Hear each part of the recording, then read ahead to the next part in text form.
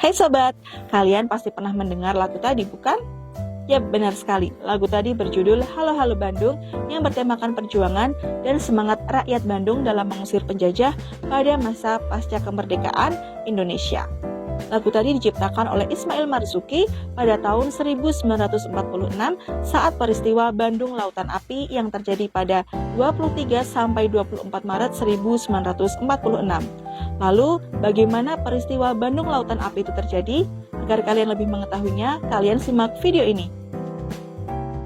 Bandung Lautan Api adalah peristiwa pengosongan dan pembakaran kota Bandung oleh rakyat dan tentara agar tidak dijadikan sebagai markas pasukan sekutu dan Belanda, yaitu Nica. Peristiwa heroik ini terjadi tanggal 23 Maret 1946 dan dianggap sebagai salah satu peristiwa penting dalam sejarah kemerdekaan Indonesia. Peristiwa bumi hangus atas kota Bandung dianggap merupakan tindakan tepat karena kekuatan tentara Republik Indonesia bersama rakyat pada waktu itu tidak akan sanggup melawan kekuatan musuh berkekuatan militer lengkap dan lebih modern. Peristiwa Bandung Lautan Api berawal dari kedatangan pasukan sekutu yang tergabung dalam AFNI atau Allied Forces Netherlands East Indies. Panglima AFNI bernama Jenderal Sir Philip Christison kemudian melakukan tipu muslihat dengan mengakui secara de facto kekuasaan Republik Indonesia pada 1 Oktober 1945. Muslihat ini dilakukan agar rakyat Indonesia merasa tenang dan tidak menaruh curiga pada pasukan sekutu yang sebenarnya membonceng pasukan Belanda. Karena itu, tentara sekutu mendapatkan izin dari pemerintah pusat di Jakarta untuk memasuki kota Bandung. Pada 12 Oktober 1945, pasukan sekutu dipimpin oleh Panglima Brigjen McDonald tiba di stasiun Bandung. Untuk menghindari serangan tidak terduga dari para pejuang pemerintah Republik Indonesia mengusulkan kepada Panglima Sekutu bahwa kedatangan mereka ke Bandung haruslah melalui kereta api istimewa dan dikawal oleh pasukan TKR di bawah pengawasan dari seorang utusan pemerintah pusat. Usulan ini kemudian disetujui oleh Panglima Sekutu. Kedatangan tersebut disambut oleh pejabat daerah setempat beserta rakyat sambil membawa bendera merah putih kecil-kecil di pinggir jalur kereta api. Pasukan sekutu kemudian ditempatkan di beberapa gedung di Bandung Utara serta beberapa hotel di Bandung Selatan, antara lain Hotel Savoy Homan, Hotel Pranger, dan Hotel Braga. Setelah menduduki kota Bandung, terbukti bahwa Jenderal Sir Philip Christison ingkar janji. Hal ini dapat diketahui dari banyaknya serdadu-serdadu Belanda yang mengenakan seragam sekutu berkeliaran di dalam kota. Para pejuang memastikannya setelah mereka dipancing untuk berbicara bahasa Belanda. Bahkan jumlah pasukan Belanda berseragam sekutu itu dari hari ke hari kian bertambah jumlahnya. Situasi keamanan juga kian memburuk.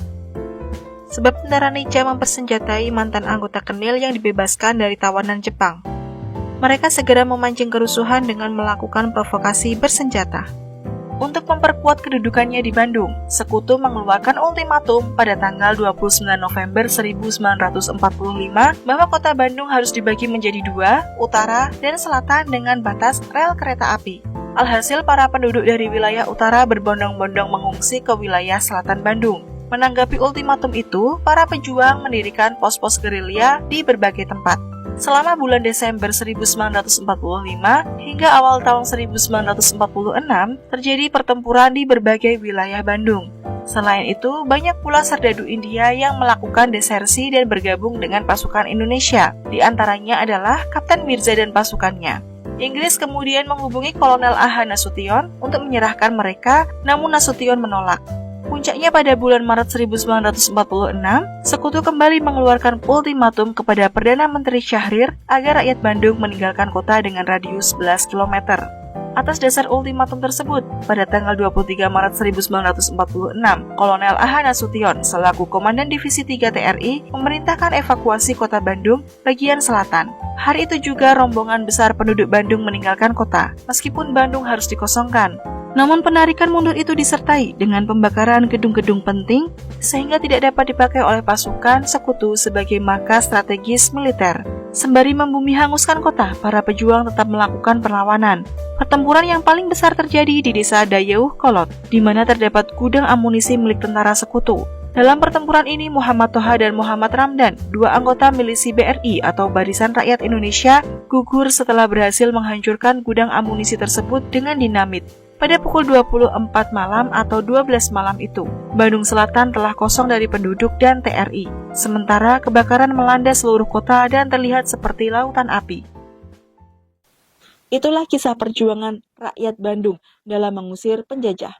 Semangat mereka tak padam, seperti api yang membumi hanguskan kota mereka yang mereka cintai demi kemerdekaan. Oleh karena itu, semangat tersebut jangan sampai luntur dan kita tetap harus mengobarkan semangat mempertahankan kemerdekaan dengan cara-cara yang relevan untuk saat ini.